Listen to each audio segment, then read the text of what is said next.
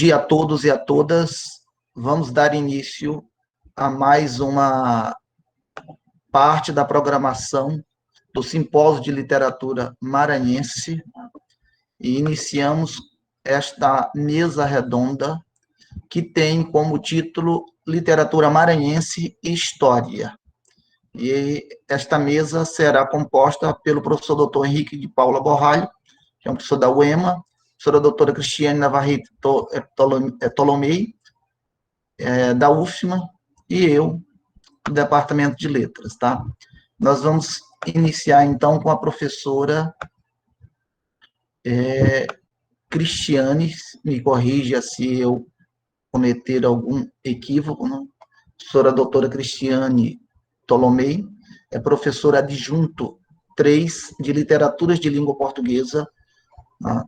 Sob regime de dedicação exclusiva do Centro de Ciências, Educação e Linguagem da Universidade Federal do Maranhão.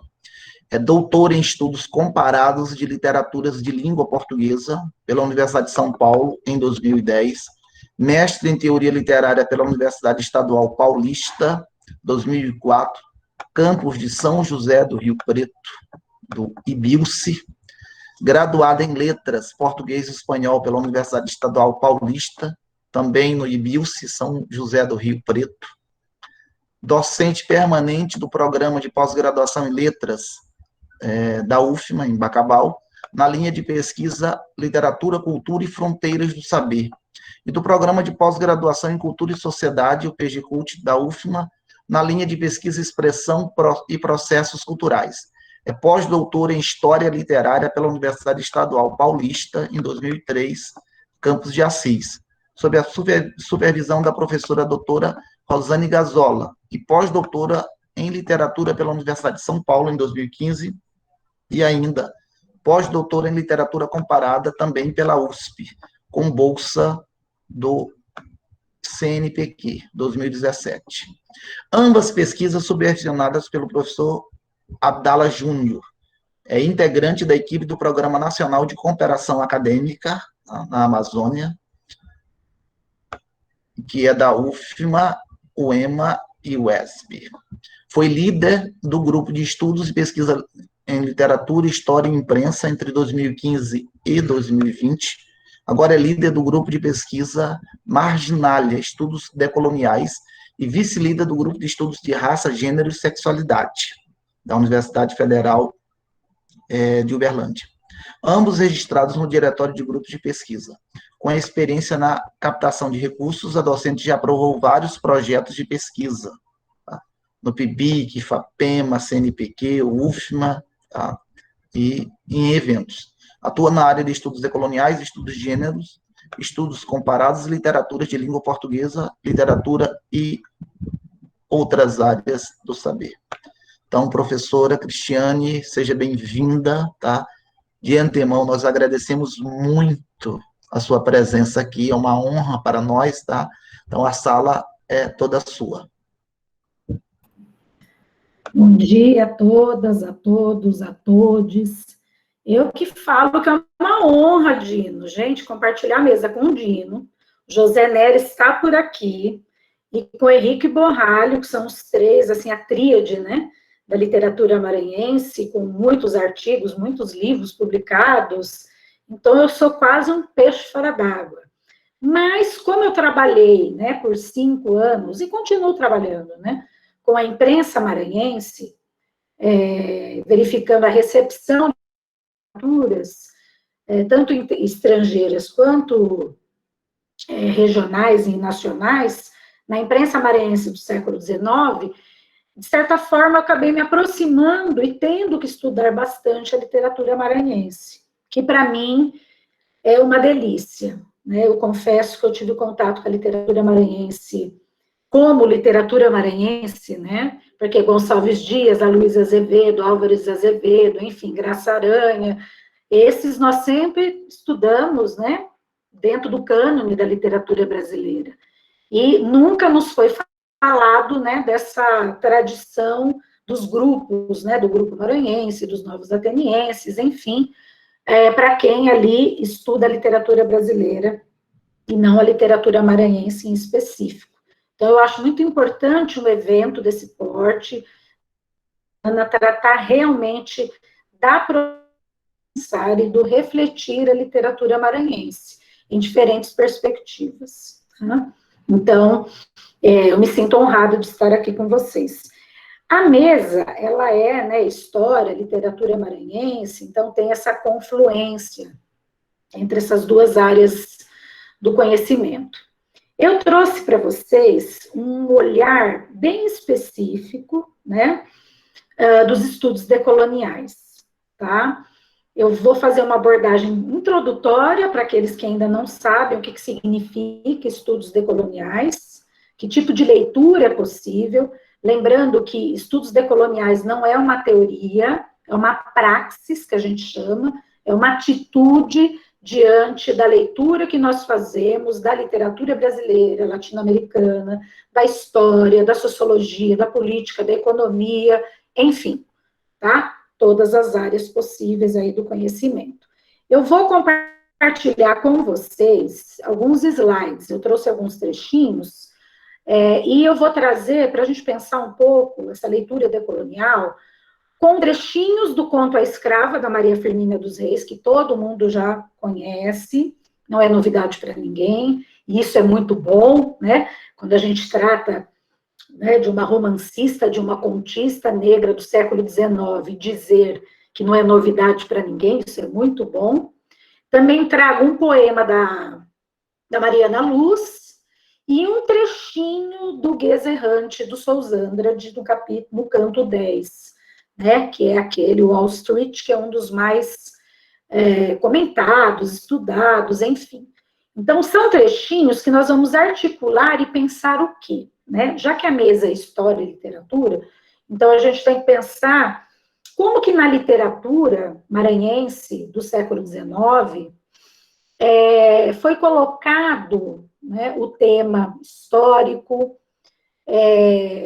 pensar alguns fatores em relação à escravização do sujeito negro africano, em relação à situação indígena, né, e isso eu me apego ao Sousandrade, né, que ele traz esse olhar em relação ao processo, né, de colonização dos povos indígenas da América Latina, então é uma discussão extremamente pertinente que ele traz no texto literário. Então, eu vou compartilhar rapidamente com vocês, para vocês visualizarem, para ficar mais didático.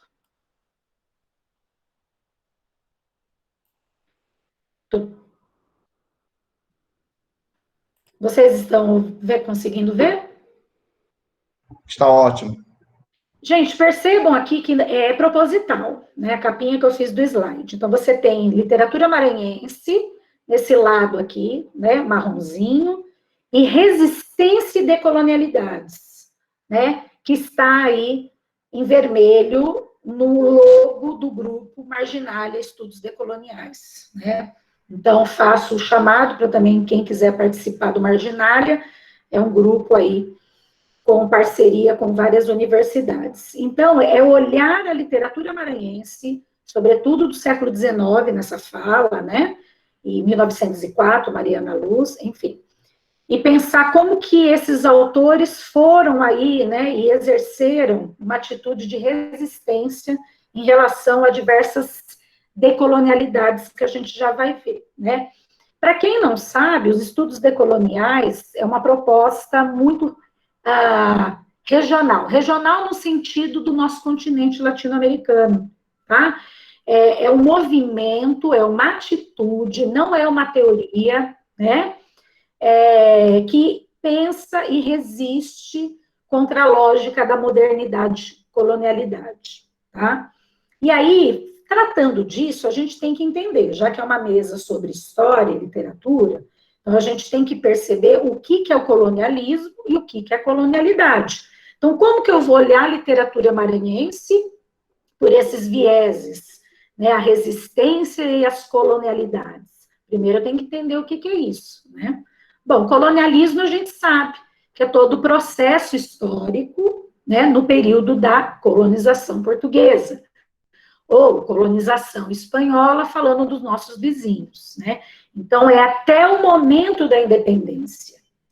Mas a gente sabe, nós estamos vivendo isso no Brasil, né, gente? Muito claramente, que há marcas e resquícios muito fortes, muito significativos, né, do colonialismo, mesmo depois da independência. A gente sabe isso em várias literaturas, e hoje está tendo uma retomada muito forte nos estudos, né, de literatura de autoria negra feminina, que acaba abordando isso de maneira muito mais direta, né?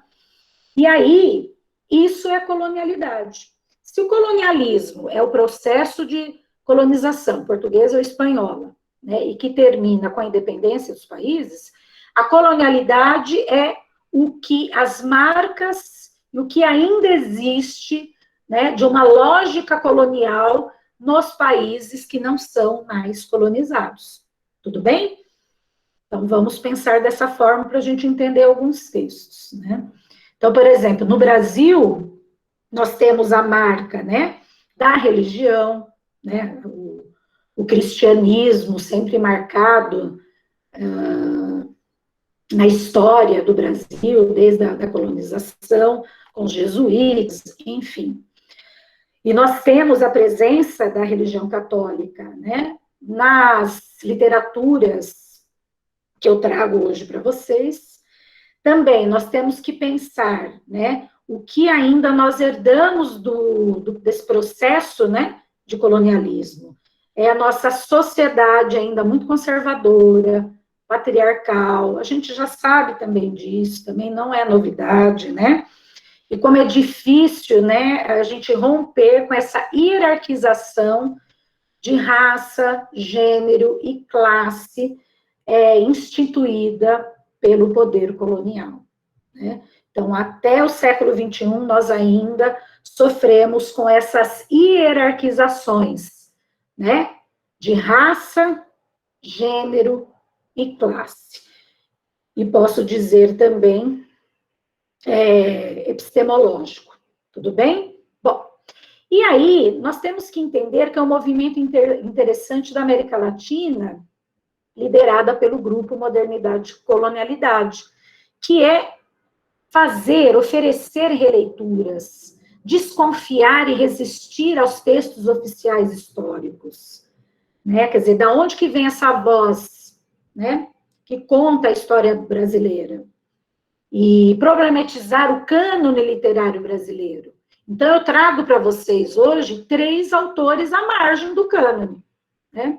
Sousa Andrade, ele aparece muito pouco, uma página e meia, né, nas historiografias literárias, como Bose, Antônio Cândido, e outras importantes que ele não aparece, e eu nem conto, então, Maria Firmina e a Mariana Luz. Então, isso é importante. São vozes da literatura maranhense, né, com papel fundamental, tanto na época quanto hoje, para problematizar questões sociais, questões políticas, históricas do Maranhão, do século XIX, para não dizer do Brasil, tá?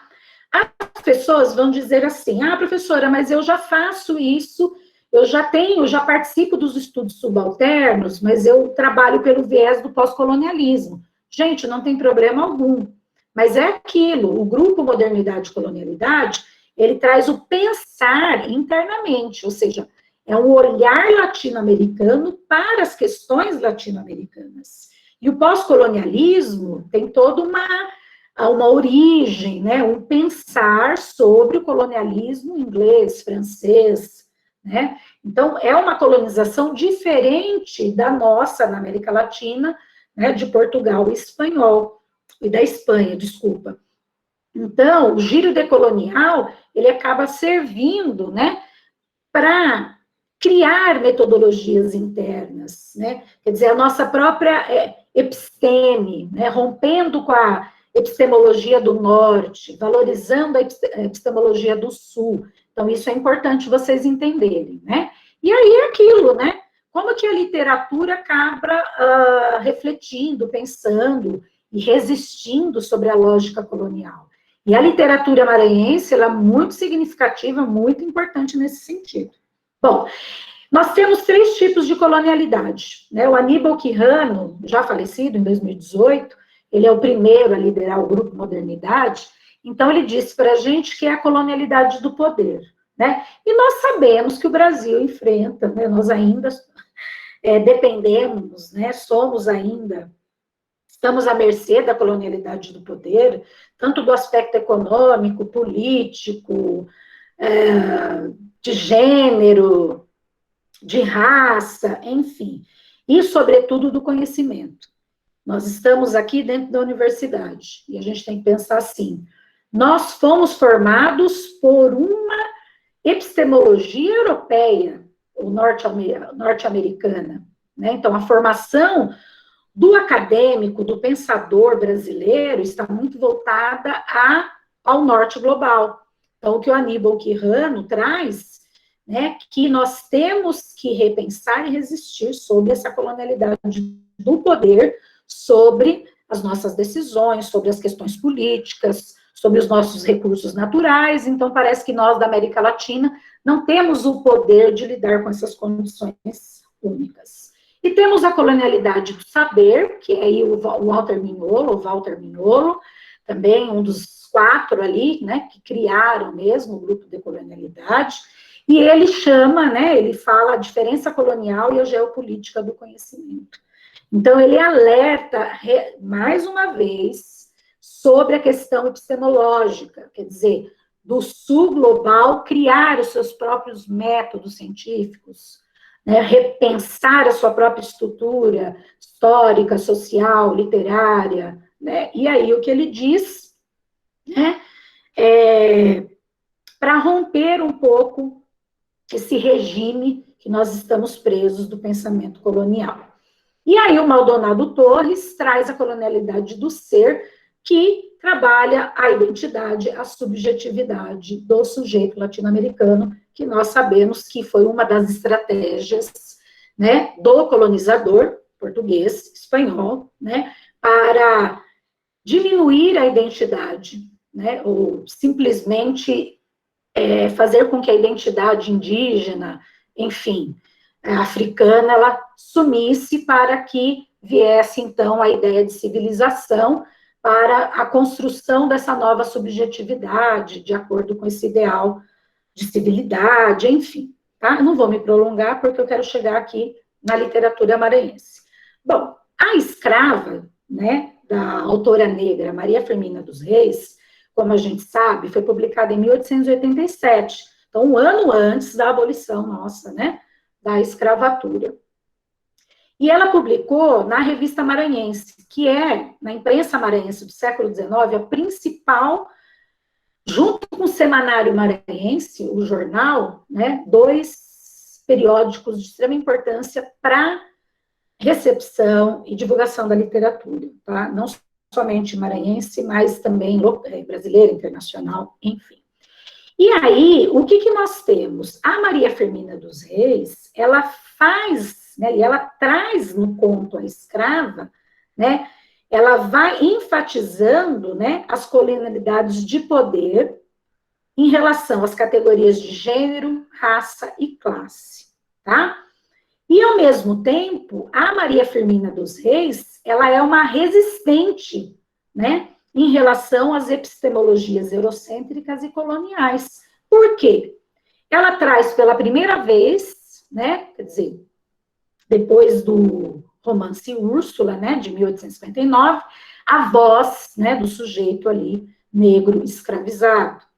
Ela traz o pensar, né, abolicionista, ela aponta, né, o lado obscuro da história, de acordo com Walter Mignolo, né, da história latino-americana, no caso, né, brasileira, da escravidão. Então, percebam que a literatura maranhense do século XIX, ela vai desenvolvendo uma resistência decolonial, né, na prática, né? Quer dizer, sem termos teóricos, sem abordagens, né? E você percebe essa atitude decolonial em relação a Maria Firmina dos Reis, sobretudo na produção dela com fundo social, político, enfim. E aí, eu trouxe para vocês, né, que é muito importante, a Maria Firmina dos Reis, ela faz com que a gente pense e rejeite uma relação hierárquica de raça e gênero. Bom, ela mesma é uma resistência, né, então, mulher, negra, né, do interior do Maranhão. Então, quer dizer, são situações que, na verdade, acabam entrando, né, naquela hierarquização que o colonizador impôs. Então, quer dizer, a mulher já está abaixo do homem, a mulher negra está abaixo do homem branco, do homem negro, da mulher branca e da mulher negra, da mulher branca. Enfim, né? Então, você tem toda essa hierarquização que, infelizmente, até hoje é muito presente na nossa sociedade. E que a Maria Firmina já vai trazendo, né, quando ela coloca a perspectiva, né, do sujeito negro escravizado. No caso aí, a Joana, para quem não conhece o conto, né, ela acaba ganhando voz, tendo voz para contar as suas vivências e experiências como um sujeito escravizado. Tudo bem? Bom, e aí, nós temos um trechinho aqui, que é do próprio conto, tá? Depois eu contextualizo.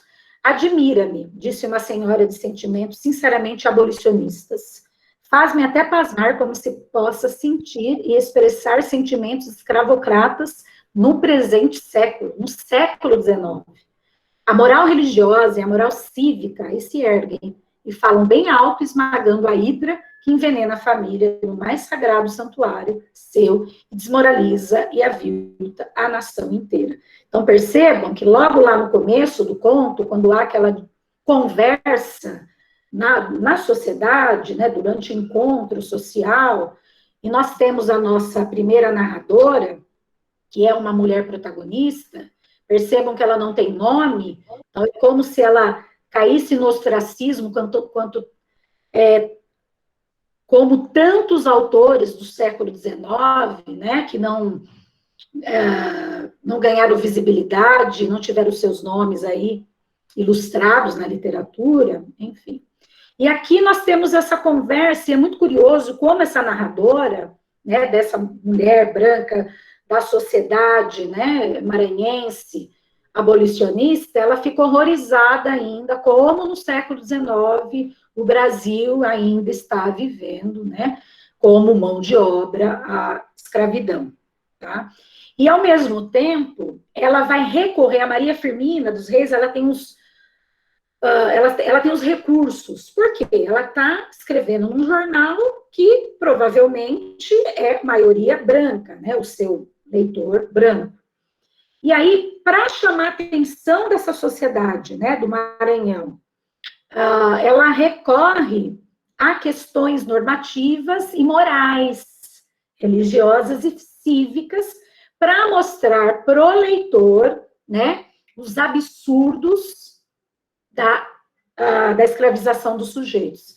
Quer dizer, ela traz uma resistência, mas, ao mesmo tempo, ela vai trazendo esses diálogos, né, que acabam, religiosos, cívicos, enfim, que acabam convergindo, para a atitude daquela sociedade, para o comportamento aceitável. Então, isso eu acho muito interessante. Então, ela recorre a essa moral do leitor, e percebam, né, que a religiosidade cristã marca, tá, muito bem essas morais. Então, nós temos aí a presença forte, né, da religião como um dos elementos do colonialismo e que vem até hoje. Tudo bem? Então, é interessante como ela alerta esse fato. E aí, nós temos um trechinho que diz assim: por qualquer modo que encaremos a escravidão, ela é e será sempre um grande mal. Dela, a decadência do comércio, porque o comércio e a lavoura caminham de mãos dadas. E o escravo não pode fazer florescer a lavoura, porque o seu trabalho é forçado. ele não tem futuro, seu trabalho não é indenizado.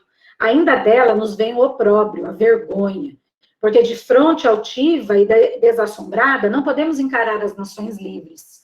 Por isso que o estigma da escravidão, pelo cruzamento das raças, estampa-se na fronte de todos nós.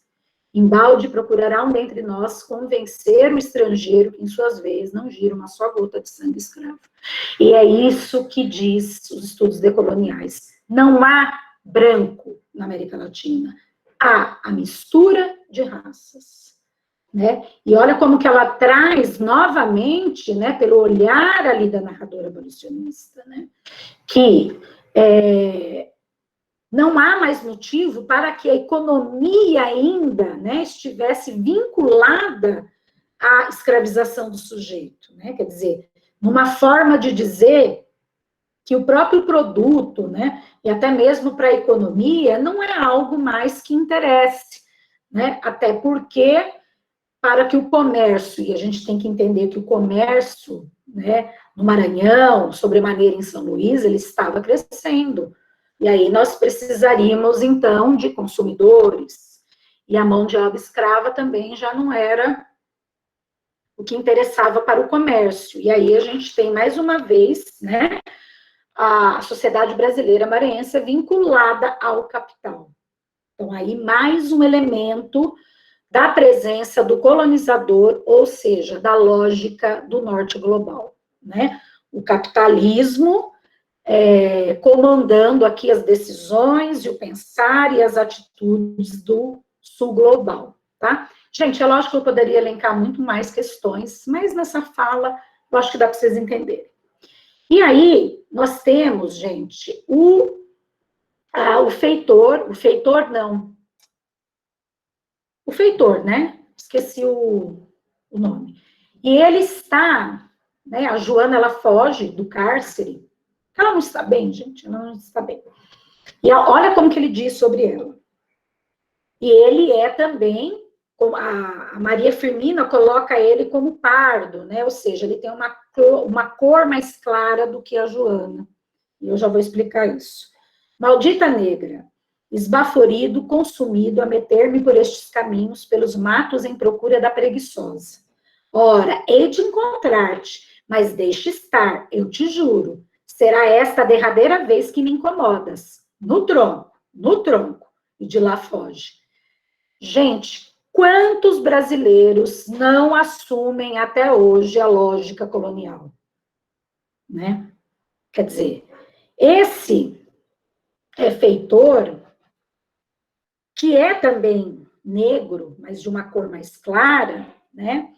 Ele, como foi dado a ele um certo poder, né, do dono da fazenda, então ele se sente com o poder, né, desse homem branco.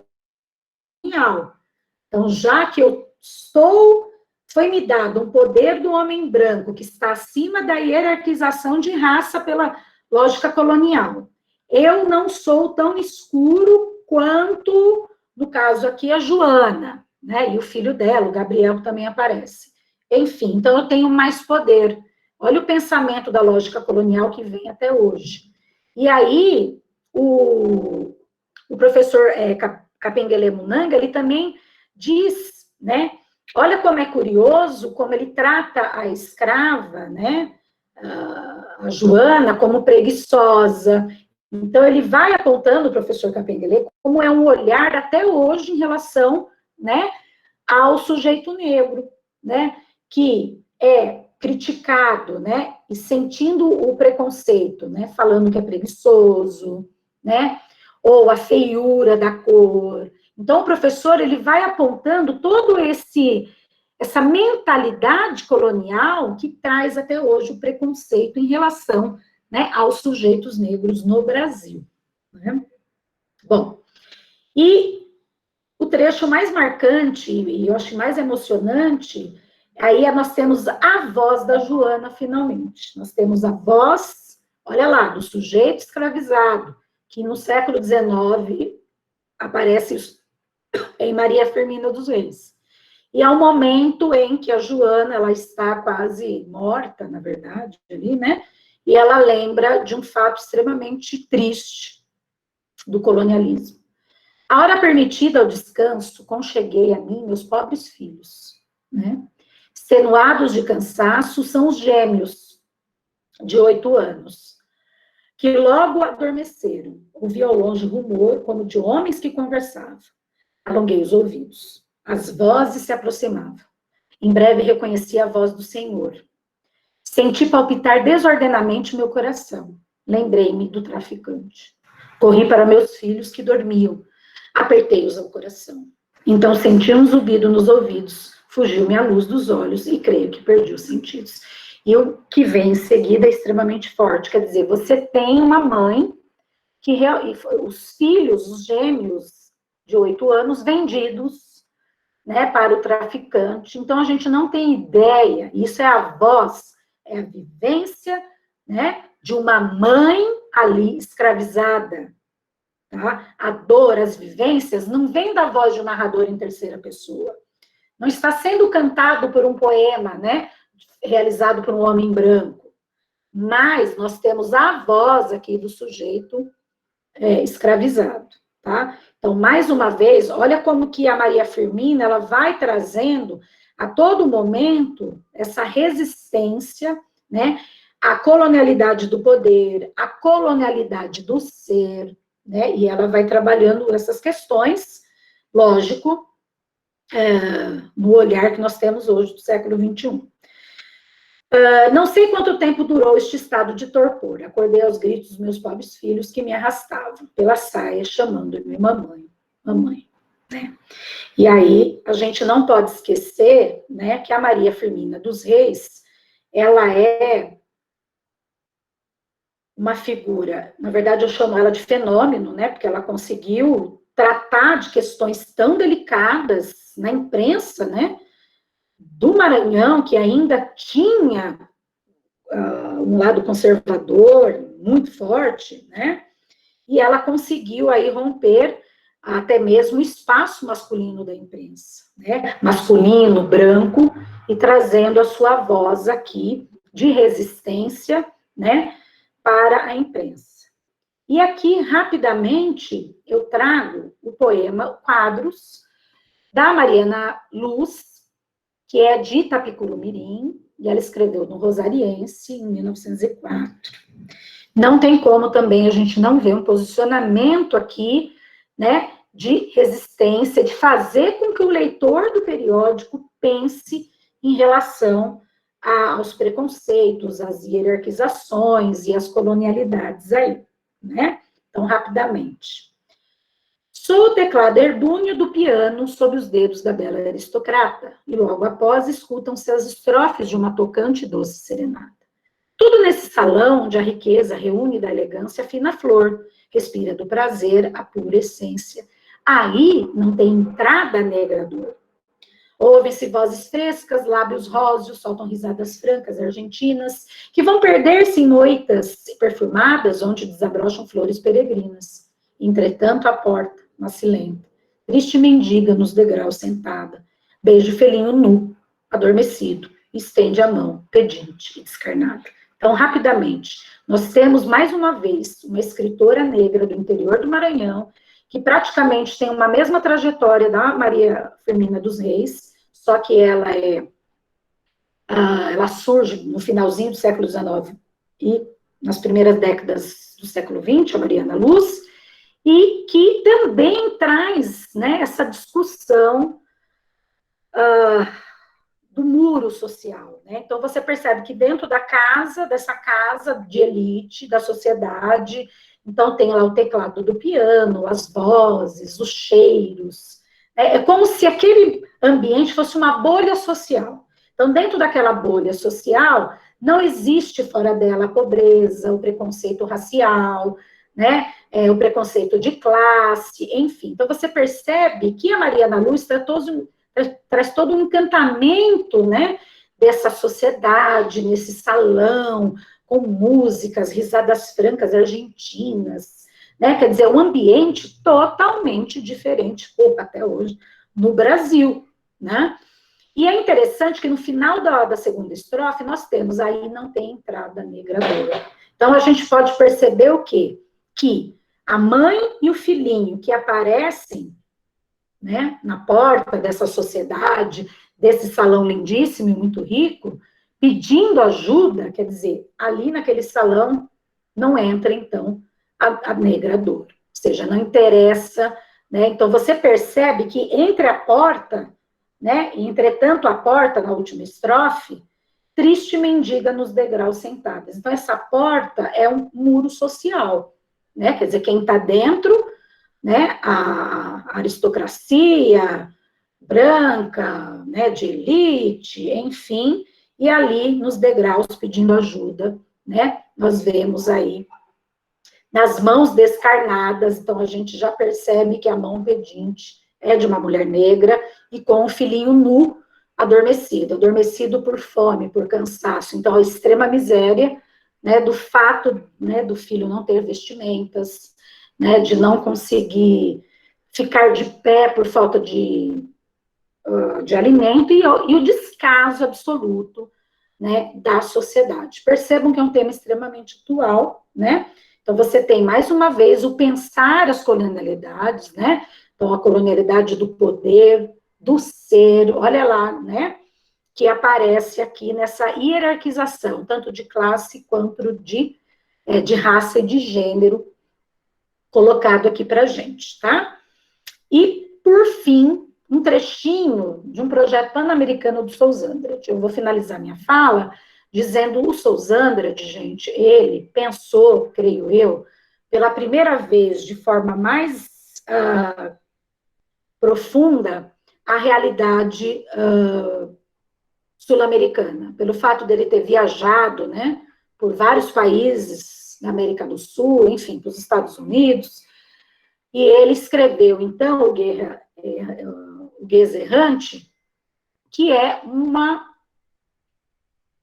um ser, digamos assim, é um sujeito que não tem um lugar, não tem uma parada. E aqui nesse trechinho que eu trago do canto 10, que se chama o Inferno de Wall Street, ele diz assim: defesa contra o índio, escangalha de Wall Street ou ruir toda New York. O Guesa, tendo atravessado as Antilhas, cresce livre dos cheques e penetra em New York Stock Exchange a voz dos desertos. Orfeu, Dante, Enéas, ao inferno desceram, o Inca há de subir. Ogni speranza lasciate, centrate, Swedenborg a mundo por vir. Então, quer dizer, ele, fora a linguagem, ele vai trazendo a língua do colonizador, né? A língua da colonialidade do poder, né? Bom, inglês, enfim. E aqui, o Sousandrade, ele coloca, olha lá, acima de mitos, de autores extremamente aí importantes e retomados, tanto pelos os autores do grupo maranhense, daqueles que são mais voltados, né, ao clássico, né? Então tem Orfeu, Dante, Enéas, todo mundo foi para o inferno. Quer dizer, enaltecer a cultura, os heróis, os mitos europeus, não. O Inca há de subir, né? Então perceba que ele vai fazendo, né, essa defesa à cultura, à religião indígena da América do Sul. E eu acho, por isso, e devido a toda essa linguagem, que ele não foi tão compreendido em sua época, como a gente bem sabe, tá? Bom, eu trouxe essa fala para vocês. Infelizmente, como é uma fala mais curta, a gente não tem esse aprofundamento. Eu talvez falei muito, eu acho, olhando pelo tempo, gente. Desculpa. E espero que vocês tenham mais ou menos entendido aí a proposta que eu trouxe. Peço desculpas que eu ultrapassei o tempo, Dino, agora que eu vi. Tudo bem, muito obrigado, Cristiane. Foi espetacular, trazendo 3 textos, né?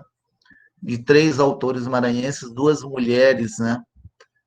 E de um homem, de um grande poeta, que é o Sousandrade, tá? 2 mulheres que negras marcantes na literatura maranhense, né? Uma delas está sendo resgatada agora por uma mestranda nossa, que é a Gabriela, que está presente aqui na sala, né? Tem feito um estudo muito interessante sobre a Gabriela, sobre a Mariana Luz, tá? Bom, nós agradecemos e agora vamos passar a palavra ao nosso queridíssimo, tá, Henrique de Paula Borralho, tá, professor que é docente da Universidade Estadual do Maranhão, que possui graduação em História pela Universidade Federal do Maranhão, na mesma geração de Neres, né? Mestrado em História pela Unesp de Assis, nos anos 90, né? A mesma época que o Ricardo Leão, fez doutorado em História pela Universidade Federal Fluminense e pós-doutorado em Teoria Literária, né? Migrou aí para a nossa literatura, pela Universidade Federal do Rio de Janeiro. É coordenador do Núcleo de Pesquisa em Historiografias e Linguagens, que é da UEMA, e é membro de várias associações, né, entre universidades estrangeiras, inclusive em Gênova, Milão, Brescia, né, e tantas outras instituições. É professor adjunto quarto da universidade, quer dizer, o último nível na UEMA, da Universidade Estadual do Maranhão. É professor permanente do Programa de Letras da UEMA, né, e vice-coordenador do mestrado da mesma instituição. Tem experiência na área de História e Literatura, teoria da História, teoria literária, atuando principalmente nos seguintes temas: literatura e história, literatura e filosofia, literatura africana de língua portuguesa. É autor das obras Uma Atenas Equinocial, a literatura e fundação de um Maranhão no Império Brasileiro, em 2010, e Terra e Céu de Nostalgia, Tradição e Identidade em São Luís do Maranhão, em 2011. E Versura, Poemas, Contos e Crônicas, 2014. E Versuras, Ensaios, 2017. Meu querido, a sala é sua, tá, Henrique? Muito obrigado pela participação. Bom dia a todos e a todas. Eu queria, antes de mais nada, falar da minha alegria, né, de receber esse convite.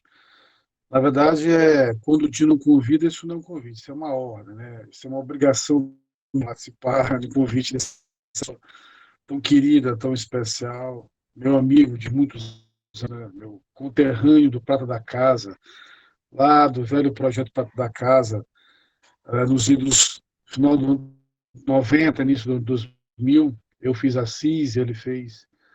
Foi Araraquara, né, Dino? Araraquara? Araraquara. Né? E depois retornamos, eu fui para a UEMA, ele foi para a UFMA. Nos reencontramos no Caetas, onde agora eu efetivamente estou... na verdade, fui eleito, Dino, coordenador do programa de letras, agora eu assumo no final de março, então já não estou mais nem na condição de vice, agora estou na condição de coordenador. Então, muito feliz pelo convite, é uma honra participar dessa mesa junto com a Cristiane, que, aliás, é uma atitude em glória poder falar depois dela, depois desse dízimo, dessa belíssima fala que ela fez sobre literatura maranhense, né, versão tudo que ela tem, profundíssimo, né?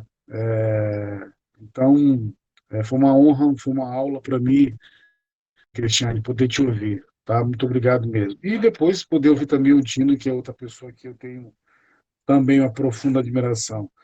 Saudar o Neres, que está aí, eu não sei quem mais está, eu vi a Silvana, vi a Rita, não sei quem está mais na sala, estou vendo aqui 68 pessoas. Então, eu queria, que me são muito caras, né, que me são muito queridas, né, profundo carinho, profundo amor, dizer que é uma honra poder estar aqui. Deixa eu só te perguntar uma coisa. Quanto tempo eu tenho, Dino? Quanto tempo eu tenho? 30 minutos, tá bom? 30. 30 minutos. Professor Cristiane, a senhora não se recebeu, não, muito pelo contrário, foi uma honra, né, ter lhe ouvido, né?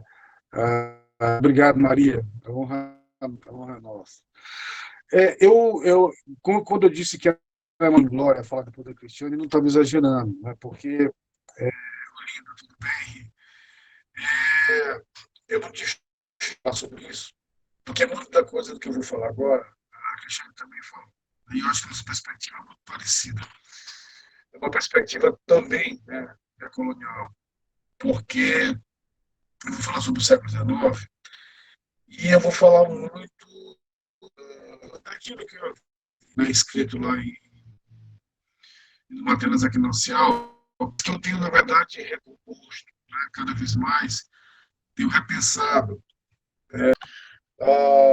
É uma perspectiva de se pensar o lugar dessa literatura, né? Como é que essa literatura, mesmo no século XIX, ela conseguia, de uma certa maneira, um pouco do desenho de uma ideia de Maranhão, né? De uma ideia de Maranhão, que é uma ideia, na minha opinião, uma ideia em processo contínuo, né, de formação. O Maranhão não a partir do que a Cristiane falou, o Maranhão não é um lugar comum. Nenhum lugar é, né?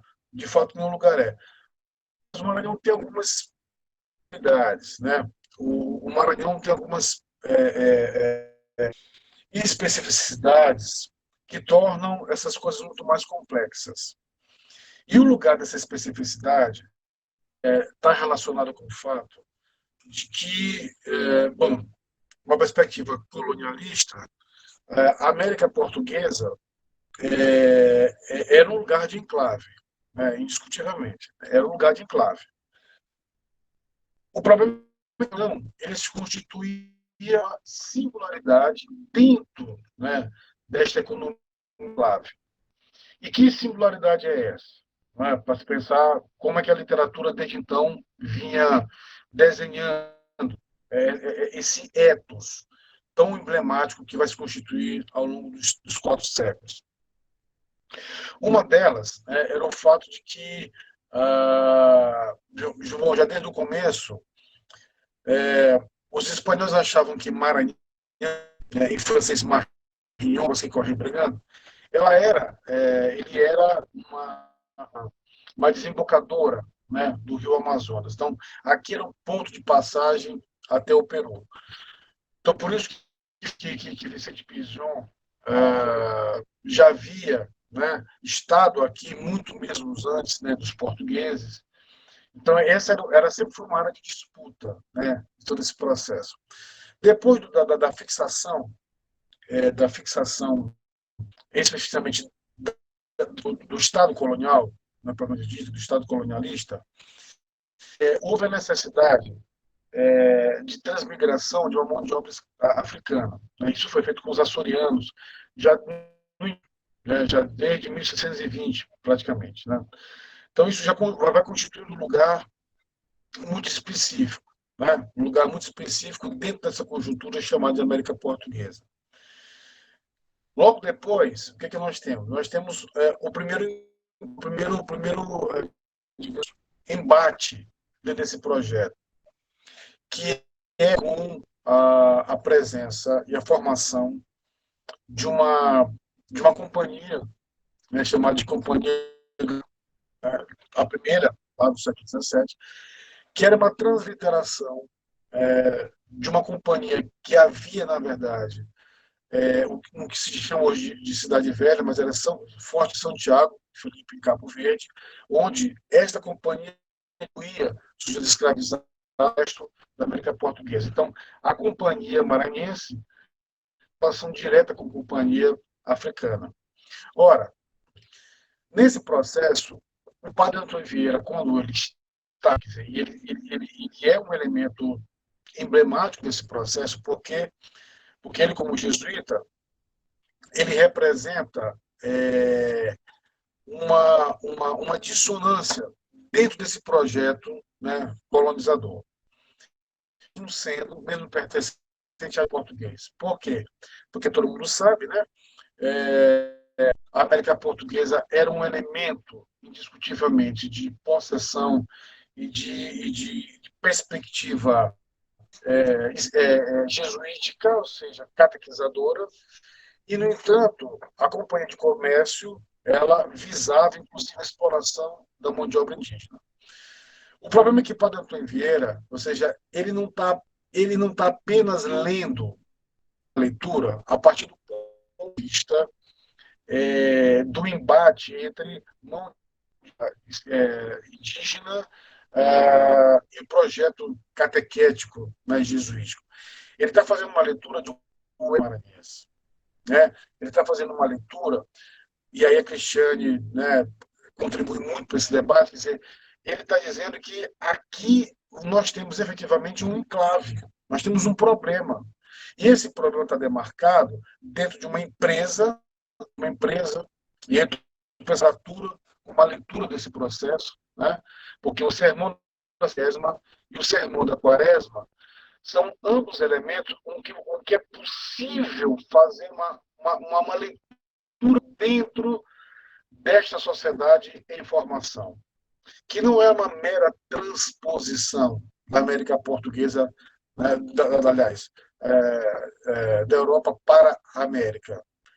É um processo de descontinuidade, de antiguidade, é um processo de atravessamento de espaços e de extremos confrontos, né, e distensões entre uma população que já havia, que era indígena, uma população africana que chega cada vez em maior quantidade, uma população portuguesa que está chegando aqui dentro de um espaço em processo de formação. E que o padre Antônio Vieira, né, ali já estava apontando que havia, né, nesse comportamento, nesse ethos maranhense em formação, uma insubordinação.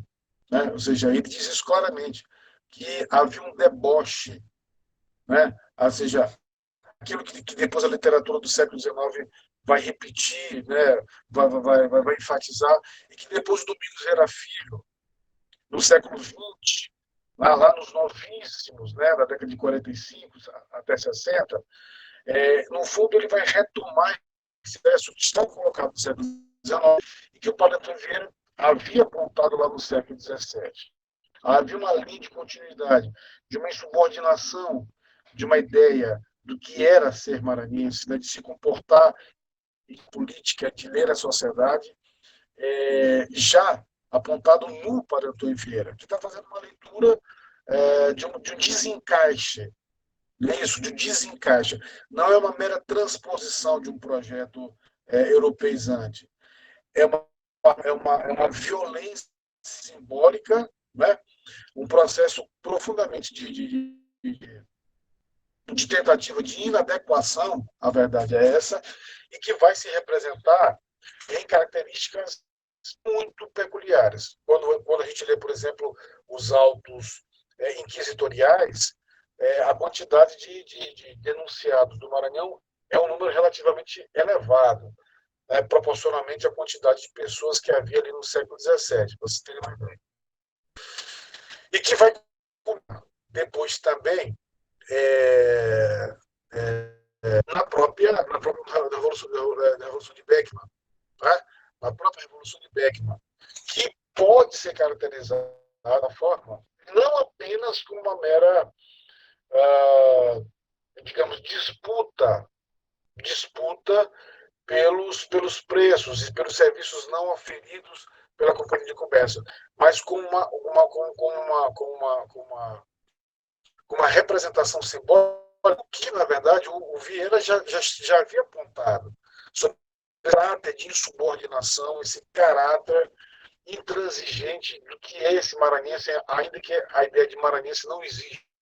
Ele só vai existir lá no século XIX pelos três autores que eu vou apontar aqui, né? já, a partir da literatura. Né? Então, eu acho que são esses elementos de uma ideia de uma desconformidade de um Maranhão que está entre as, e é assim que eu vejo o Maranhão, porque forçosamente ele é lido como a desembocadura do Rio Amazonas, mas ao mesmo tempo ele é um forte, né? Ele é um forte, ou seja, ele é um lugar que protege, né, duas ambivalências, dois flancos. o que vai ser chamado de Nordeste no século XX, né, pela literatura regionalista, né, da década de 30, o que vai ser chamado de Nordeste, e o que era o Norte do país até então. Então, Maranhão é esse entre lugares, né, lugar que, ao mesmo tempo, diretamente a coroa, mas, em compensação, possui um contingente indígena e possui um contingente de sujeitos africanos que foram escravizados, no mergulho social que vai marcar, por exemplo, os elementos tão fortes da nossa cultura popular, que vai estar presente numa das primeiras literaturas, né, nos primeiros trabalhos linguísticos sobre o nosso falar, que é a Porutuba Maranhense, né, de 1911, de Para Prazeres Maranhão. É muito interessante porque aquilo não é só um dicionário, aquilo não é apenas um dicionário, né, linguístico dos tipos falares, né, que se aqui. Ali ele é, na verdade, um levantamento sociológico, porque a língua é poder, né, a língua é simbolização de como as pessoas se relacionam, né? A língua é um elemento constitutivo, né, como diria o Citin, né? A língua é forma, né, exponencial de aliteração, as pessoas se colocam, né, e veem, né, estabelecem dialogicidade com o mundo, percebam que cruzam palavras indígenas a palavras africanas e também palavras portuguesas, palavras gauleses também, né? Então, aquilo era um falar. E é um falar que está sendo cada vez mais solapado e vai ser solapado por uma educação, né, por uma educação que vai se instituir e que vai se colocar diante de uma forma de como, na verdade, as pessoas falavam aqui, né? Só que logo depois aparece uma outra, né, presumia lazeiral, que em 1917, quer dizer, que além de aprofundar as discussões linguísticas, falo também do comportamento do que era esse tipo, não vou chamar de maranhense, ainda porque não existe a ideia de maranhense especificamente, né? Como ele é uma construção da segunda metade do século XIX, né? Mas, indiscutivelmente, já estava em gestão, né? Depois que aí o caixa, quer dizer, a gente deixa de ser estado do Maranhão, capital de uma parte gigantesca do país, que é, na verdade, Pernambuco até o que é hoje Maranhão, cujos espaços foram reduzindo, até chegar especificamente aos atuais estados do Maranhão e do Piauí, né, quando ele se separa, ficando somente a configuração do estado do Maranhão, tal como se concebe hoje. Quer dizer, isso também é um problema, essa noção de... Né, quer dizer, você tem uma imensa região chamada de Maranhão, que ocupava uma parte imensa do Brasil, né, em contraposição a uma outra parte chamada Estado do Brasil, cuja capital era Salvador, e que sempre está em relações diretas com Lisboa, né? Então, havia e há, ao longo da metade do século XIX, um desencaixe em relação à formação do Império. E é sobre isso que eu gostaria de falar, de me acentuar a partir de agora. O Brasil é a fórceps, né? O Brasil é a fórceps. E a literatura teve um papel fundamental na construção de uma identidade brasileira, né? Me desculpe os historiadores, mas quem primeiro inventou a literatura brasileira, a identidade brasileira, a literatura, né? Não foi a história. Muito pelo contrário. Quando os Spix e Martins chegam em 1938, a convite do HGB, de Dom Pedro II, para inventar uma história brasileira, né, o romantismo feito isso desde a primeira geração, com o Sérgio de Magalhães, né? Ele já estava inventando um tipo brasileiro, já estava inventando uma tipicidade brasileira. E que o Gonçalves Dias, e que o nosso João Lisboa, né, quer dizer, dentro dessa disputa, né, dentro dessa disputa, digamos, ideográfica e historiográfica de como o Brasil deveria ser lido, o João Lisboa era muito mais profundo, né, e era muito mais tinha uma visão muito mais de dimensão da história brasileira do que aquela que foi romantizada, digamos assim, idealizada por Adolfo Van Hagen. Quer dizer, nessa disputa historiográfica de como ler o Brasil, de como o Brasil deveria ser lido, venceu o IHG contra o João Lisboa, e eu vou falar por quê.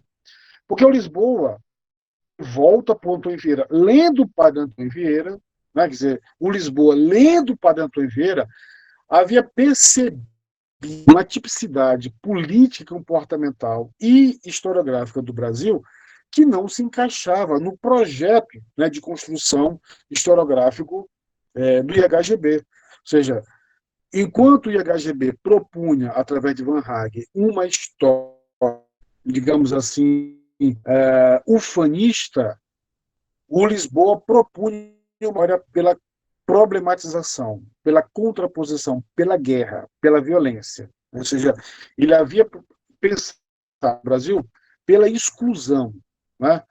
pelo desencaixe, e não por aquilo que o Império gostaria que o Brasil, de fato, fosse lido. Então, quer dizer, o que acontece? De novo a literatura. E quando ele vai perceber, né? E quando ele vai perceber que esse sistema não vai ser abraçado, ele começa a escrever no Jornal do Timo sobre isso e começa a escrever literariamente a partir das crônicas, né? E a partir dos seus folhetins, né? Como ele enxergava, né? O comportamento, enxergava literariamente o comportamento e uma ideia de Maranhão. Eu estou me referindo à procissão dos ossos, né? Estou me referindo ao Teatro São Luís, estou me referindo à festa Nossa Senhora dos Prazeres, dos Remédios. Né? Quer dizer, são 3 crônicas, né? Alguns podem ser entendidos como contos, enfim, mas que estão fazendo uma leitura, né, desse ethos e dessa composição do que né, dessa tipicidade citadina, que, de novo, não porque acho que havia uma tremenda necessidade de se sentir europeu por aqueles que estavam, por exemplo, dentro da nave, na Senhora dos Remédios, com ladainha em latim, com a missa, com os balangudangos, ou seja, com as mulheres muito bem requitadas, mas sofrendo de um calor. Ele mesmo diz que na parte de trás da nave havia uns sujeitos escravizados, que estavam, inclusive, e fora da igreja ouviu-se o batuque, e ele diz literalmente, do bumba meu boi e do tambor de crioula. Então ele fala isso abertamente, e é possivelmente um dos primeiros momentos que você vai ter a compreensão sobre a característica, né, da cultura popular, mas narrada, digamos assim, para um texto literário. Diante disso, quer dizer, você consegue entender isso que a Cristiane, né, colocou sobre a Maria Firmina dos Reis. Quer dizer, a Maria Firmina nasce nesse processo.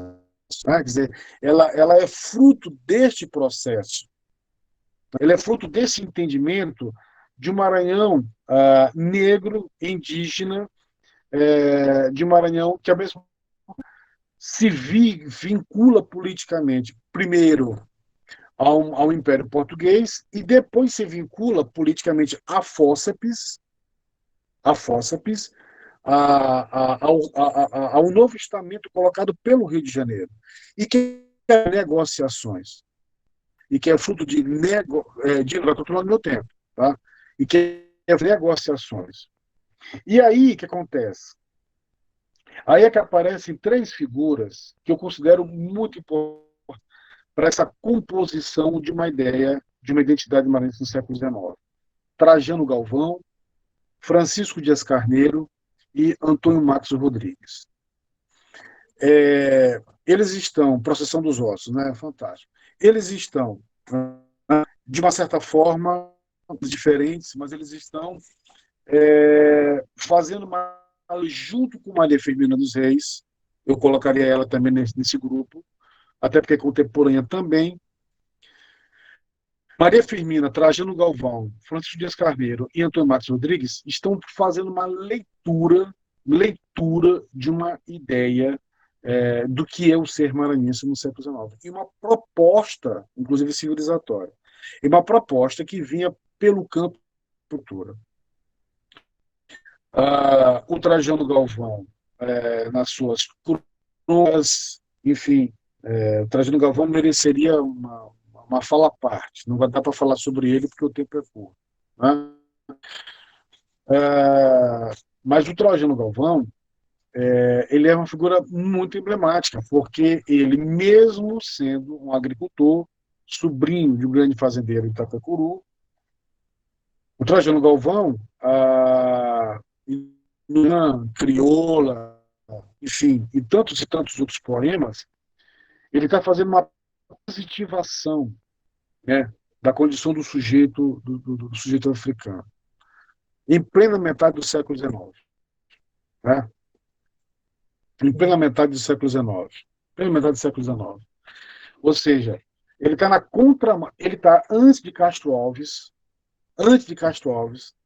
né, e um pouquinho depois de Maria Firmina dos Reis, ou talvez até contemporâneo ao longo é uma denúncia da escravidão, mesmo sendo um dono, né, mesmo sendo dono de uma fazenda.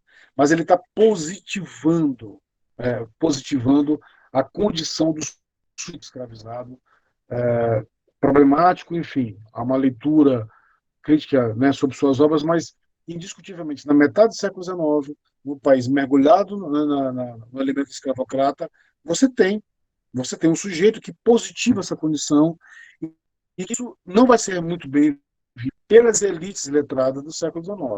Né? A segunda figura é a figura do Antônio Marcos Rodrigues, sobretudo uma obra muito importante, é o chamado Livro do Povo. O Livro do Povo é um livro que está tentando fazer um apanhado, né, de várias situações e condições do que era a ideia de Maranhão. Então, é uma análise política, é uma proposta educacional. O Livro do Povo é uma proposta pedagógica. Né? É uma análise sociológica e é também uma análise religiosa, porque ele, como um católico fervoroso, né, propõe como deveria se comportar, né, esse maranhense a partir do catolicismo, e de um catolicismo, ainda que ele seja preconceituoso, né, ainda que seja catolicismo atravessado da popularidade, o que nós vamos chamar depois de catolicismo popular, né, pelo catolicismo popular. E também porque o Antônio Martins também está escrevendo, juntamente com Francisco Dias Carneiro, lá na Casca da Caneleira, que eu vou já falar. Porque o terceiro elemento, né, desse processo é o Francisco Dias Carneiro, cuja obra também leitura, né, literária social do Maranhão, muito interessante, sobre o nosso comportamento, sobre o estado da arte, né, sobre como negava o nosso comportamento, e porque também ele, quer dizer, escreve um manifesto, né, juntamente com Antônio Marcos Rodrigues e mais 9 autores, na Casca da Caneleira, que é uma resposta à questão Coimbra. E o que foi a questão Coimbra? Né? A questão Coimbra era, fazendo parênteses, era o elemento de disputa do estado da arte em Portugal na segunda metade do século XIX. Portugal, o romantismo o romantismo parnasianismo já havia sendo duramente criticado pelo nascimento do realismo, que encontrou muitas barreiras, né?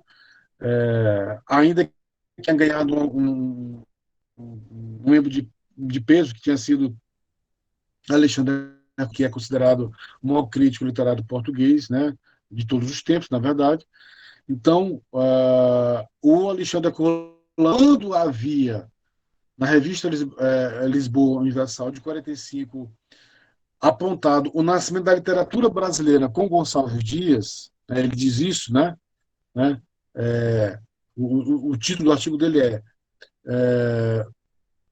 Iniciais, dois pontos. Nascimento da literatura brasileira com o senhor Gonçalves Dias. Então ele escreve isso na Revista Universal Lisboense, de 45, que cai como uma bomba, tanto em Lisboa, mas no Brasil, onde as pessoas vão se perguntar quem é esse Gonçalves Dias que está morando em Coimbra e que ninguém mais, ninguém menos que o Alexandre Herculano está apontando como o pai da literatura, né, brasileira, digamos assim. Né? Então, quer dizer, o Alexandre Herculano já havia ali que a literatura portuguesa já não conseguia falar, né? Já não conseguia transmitir o estado da arte, né, em Portugal, como a literatura brasileira vinha fazendo. E aí o Alexandre Herculano ele ganha um aliado, e esse aliado é ninguém mais, ninguém menos que Antero de Quental. Quer dizer, Antero de Quental, também poeta, né, está dizendo a seguinte coisa: o Alexandre Herculano tem razão. Brasil, a nossa escolha é que tem conseguido produzir alguma coisa de novo na literatura de língua portuguesa. Nós somos atrasados, passadistas, né? Nós somos cultuadores, né? Metrifílicos, românticos, né? E não conseguimos fazer mais nada. Quando ele escreve isso, Feliciano de Cartilho, esse sim, o douto, o mestre, né, de antigos mestres, responde, né, num livro chamado Bom Senso e Bom Gosto, a seguinte questão: o senhor Antero de Quental só é lido por uma catreva, por uma turma de adultos, né, e de bárbaros, como são os brasileiros, que, aliás, nem literatura produzem. Né? Ou seja, então, a resposta de Feliciano de Cartilho, que não é de Feliciano, né? A resposta é de uma parte, né, da literariedade, digamos assim, da literância portuguesa, que não aceita a ideia de que há uma produção de uma literatura no Brasil, né, no século XIX. Né? E há essa Feliciano de Castilhos no Brasil. Ou seja, houve uma série de artigos, mas o Maranhão, inteligentemente, não se deteve apenas e não se encerrou apenas a escrever uma obra. Essa obra chama-se A Casca da Caneleira. Então, A Casca da Caneleira é uma resposta, né, a Feliciano de Castilho. É uma resposta à questão coibrã. E é uma obra que precisa ser lida. Né?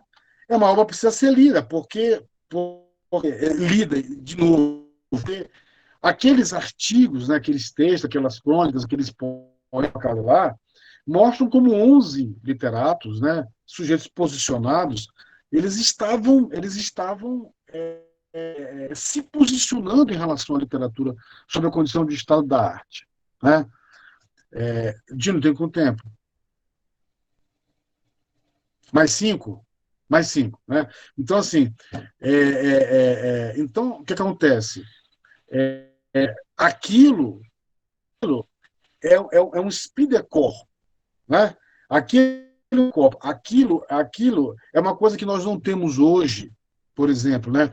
Eu sou um duro crítico, né, de lixas do século XIX. Muitos, né? A escola do elogio mútuo, todo mundo, as parcialidades, isso é muito tipo do século XIX, né?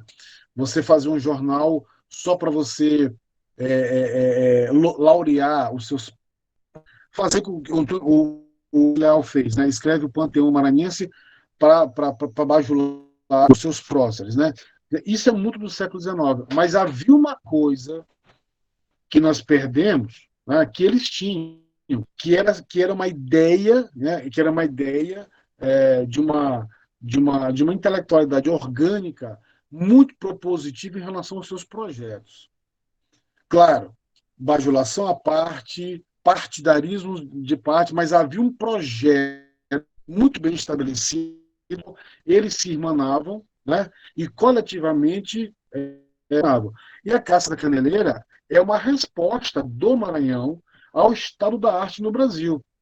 Olha assim, realmente tinha um papel importante nesse processo, porque aquilo é um projeto intelectual, aquilo é um projeto estético, né? Aquilo é uma resposta que a literatura faz e dizendo há um projeto, sim, há um projeto educacional, há um projeto político, há um projeto e esse projeto sendo colocado aqui dessa forma, né? Então, é uma forma de a gente entender como é que os nossos representantes, e os literatos eram representantes sociais, né, pensavam no Maranhão. E que se colocam, por exemplo, em vários intérpretes, dentre eles, nestes 3 projetos, do Trajano, do Francisco Dias Carneiro e do Antônio Marcos Rodrigues, que vão propor a leitura de um romance maranhense, de um romance tipicamente maranhense.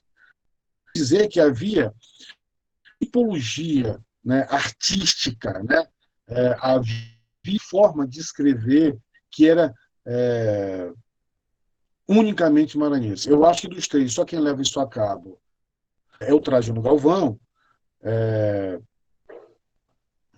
em Vidas Campestres, mas eu acho que ali havia um debate muito claro sobre um projeto, que é aquilo que eu defendo, que depois eu fui estudar o século XX, literatura do século XX do Maranhão, acho que muito do que o século vai fazer é uma releitura e uma reapropriação daquilo que o século XIX, na verdade, estava fazendo. Né? Então, o século XIX é um período de ebulição de muitos projetos, né? É um período, e eu concordo plenamente com o que o Cristiane colocou, decoloniais mesmo, porque não é uma mera transliteração do que se faz em Portugal. Não, é uma apropriação da língua portuguesa, indiscutivelmente, mas era uma forma de se pensar, né, politicamente, autóctonamente, né? No Lisboa é a representação disso, por exemplo, de que nós temos um lugar no mundo, nós temos uma forma de se pensar essas questões, né, a partir, e é isso que propõe o decolonialismo, né, quer dizer, a partir de elementos que são feitos a partir de nossa própria realidade, e não uma mera transição, né, de uma categoria conceitual, né, e categórica que se faz de lá para cá. Então, para terminar, tanto isso é verdade do que essa gente conseguiu fazer, que, para além da força popular, e nós devemos ao povo maranhense, quer dizer, o povo maranhense é o responsável pela perpetuação de práticas culturais fortes, que fazem desse Estado singularmente muito forte. Mas também, né, esse projeto ele foi sendo abraçado, né, ele foi sendo abraçado por setores intelectuais e literatos, né, ao longo do século XIX. Ou seja, e aí eu acho que é uma coisa muito, muito importante de ser dita. Quer dizer, se havia uma leitura elitista e racialista e racista, havia, isso é indiscutível, havia. Mas também havia uma outra, né, a ideia de que havia uma outra forma de se pensar no Maranhão a partir da composição de um ethos que era muito específico, que é o ethos de um encaixe, mas que se formou, né, e se produziu elementos muito específicos, muito interessantes. E então, quando chega no século XX, a Atenas já não é mais aquelas Atenas elitizada grega, racista, democrata, elitista. A Atenas do século XX é uma Atenas revisitada, é uma da cultura popular. Ou seja, você substitui uma ideia de que nós somos o que se melhor fala português do Brasil para se dizer que nós somos um lugar em que aqui a força da cultura popular ela é muito forte. É isso que a literatura, no início do século XX, vai fazer. Né? É isso que ela vai fazer. Então, assim, eu encerro aqui, para não tomar muito tempo, para a gente poder ir para o debate, e agradecendo mais uma vez o convite, e desculpa pelo som, que não sei se todo mundo conseguiu entender. Muito bem, Henrique. Muito bem. Suas palavras sempre são profundas, né? E nos fazem compreender essa relação da nossa literatura com essas questões históricas, né? Sempre é uma aula muito interessante sobre essa questão aí da nossa história do Maranhão, tá? Bom, vou falar aqui rapidamente sobre a relação do romance maranhense, do conto maranhense, em alguns aspectos da poesia, né? Mas mais a narrativa em relação à nossa história, tá? E vou ser bem breve, para que a gente tenha um tempinho para poder debater ao final, tá? Então, vou projetar aqui um pouquinho e mostrar, mais para mostrar algumas capas de livros, tá? Mais para isso.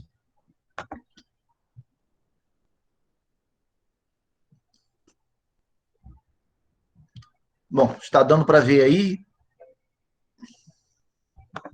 Deu para ver tranquilamente, Helena? Sim. Tudo bem. Ótimo, muito bem. Então, vejam só, não? Dentro desse simpósio de literatura maranhense, essa mesa de hoje é literatura maranhense e história, né? Literatura maranhense e história. E nós vamos falar aqui sobre essa relação da nossa literatura com a história e dois polos que se entrecruzam, né, dentro da literatura maranhense e se encontram em toda a literatura, né, seja na russa, seja na francesa, na portuguesa, em qualquer lugar a literatura sempre vai estar irmanada com a história, já dizia o nosso queridíssimo Henrique, tá? Antes de mais nada, se a gente for parar um pouco e olhar para os gregos e verificar como é que eles se relacionavam, né, entre o que é para hoje literatura e como vinha essa ideia da inspiração, nós vamos imaginar o seguinte, né, que havia uma musa, né, que é esta aqui, à esquerda, né, Mnemosine, que era mãe de diversas, né, ela teria então tido 9 noites seguidas com Zeus, e com essas 9 noites seguidas, ela teria tido diversas filhas, tá? A Mnemosine seria essa musa, né? Ou uma semideusa, ou para alguns uma espécie de deusa da memória, né? Mas é a musa da memória. E dessas 9 musas, entre as 9 noites que teve Mnemosine com Zeus, vieram, então, estas musas, né? Que é a Calíope, seria a poesia épica, Erato, que seria uma espécie de lírica, né? O que nós temos hoje como poesia lírica. A tragédia teria a sua musa, os hinos também teriam a sua musa, e a Thália seria a musa da comédia. Tá? Então, vários elementos abrangendo. E uma delas ali, a Clio, a musa da história, tá? E que não foi marcada nesse momento aqui, porque eu marquei as que estão relacionadas de alguma maneira à literatura, né? Mas a Clio é importantíssima, porque ela é filha da mesma musa. Todas as musas ligadas à literatura, que são a Erato, a Calíope, a Polímnia, Melpomene e Thália, são irmãs da Clio, da mesma mãe e do mesmo pai. Pois bem, o que significa, o que a gente pode tirar, digamos assim, de uma grande metáfora, tá? De uma grande metáfora, é que tanto a história como a literatura são irmanadas, nascem da mesma fonte, vieram do mesmo pai e da mesma mãe, e que ao longo dos tempos se distanciaram, tá? E dessa maneira, por exemplo, na Grécia, tanto à esquerda, Homero, como à direita, um Sófocles, como é que eles entenderam e construíram a sua literatura?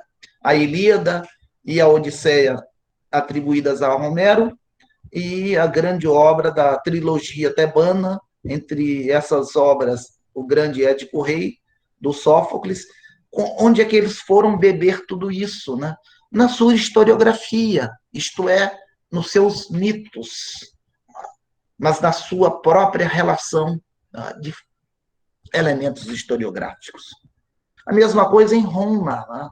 O que fez Virgílio quando construiu a sua grande obra, a Eneida, inspirada, né, nas duas grandes obras atribuídas a Homero? Exatamente buscar na mesma fonte mitológica e trazendo à tona uma certa historiografia. Né? Claro que uma historiografia ainda baseada em mitos, para construir a sua grande obra, que é a Eneida. Né? Em Portugal, Camões vai beber também na mesma fonte para construir a sua grande obra, Os Lusíadas. Tá? E vai buscar também a historiografia Portugal, não só a grande viagem às Índias, de Vasco da Gama, mas, sobretudo, a história dos reis de Portugal. E um dos episódios mais belos dentro dessa obra é justamente o episódio de Inês de Castro, que foi escrito por historiadores. O Fernão Lopes é um deles. Então, Camões bebe na mesma fonte que os historiadores também beberam para construir essa ideia de um monumento, né? E que virou a marca da literatura portuguesa. No Brasil, o José de Alencar vai querer mapear uma espécie de uma historiografia brasileira, de modo geral. Ao escrever Iracema, ele parte aí de um mito, mas, ao mesmo tempo, uma historiografia, ao buscar do navegador português, o Martim Soares Moreno, para construir essa ideia de o primeiro cearense, a fundação da sua cidade natal, do José de Alencar, que é o estado do Ceará. Não satisfeito com isso, ele vai mapear uma historiografia lá no Rio Grande do Sul. Ele vai focar no sertanejo, vai voltar-se para todos os aspectos envolvendo a nossa sociedade e buscando sempre um aparato da história, inclusive quando escreve o Guarani. O Guarani. Bom, dito isso, a gente pode pensar numa questão, né, de como, ao longo dos séculos, a literatura foi se distanciando em determinados aspectos da história. Né? Como diz o nosso professor Henrique, né, a literatura, ao ser construída, o autor assina um testamento embaixo, né, que é ficção, e o historiador assina um testamento embaixo, dizendo que é realidade. Mas a realidade nem na literatura nem na história existem. Né? As duas partem do mesmo ponto e constroem uma realidade representada. Tomam por base o fato. Tá? Muitas vezes, eu estou tomando aqui um aspecto da literatura, né? Não todas as obras literárias, mas um aspecto da literatura, que é aquela literatura que está voltada para uma fonte, né? E que na literatura maranhense isso transborda. Então, a literatura e a história partem do mesmo ponto, mas só que se distanciam completamente, uma representando o que seria real, tá? Mas assina embaixo que é uma ficção, e a história representando esse real e assinando embaixo que seria real. Tá? E daí nós temos, então, alguns teóricos que trabalharam nessa questão toda. Né? E um dos primeiros que a gente cita aqui é botei Platão, mas é Aristóteles, tá? É o Aristóteles, coloquei Platão aqui de idiota. Mas é o Aristóteles, né? Quando, na sua poética, ele escreve essa questão sobre a mímese poética, tá? Os objetos da mímese poética, que seria o homem. E aí ele diz na sua poética, o Aristóteles, os textos literários se distinguem conforme esses homens, sob o ponto de vista moral, que forme homens superiores, inferiores ou semelhantes à média humana. Então, o Aristóteles, nesse momento, está pensando de que maneira um Édipo rei, o rei Édipo, que está na obra do Sófocles, ele está ligado aos homens da mesma sociedade. Como é que ele funciona isso? Lógico que esse homem está, no ponto de vista moral, superior. Mas se você pega, por exemplo, um personagem da comédia, você vai sempre ter ali um elemento considerado inferior. Tá? Então, o Aristóteles foi o primeiro a fazer essa relação, tá?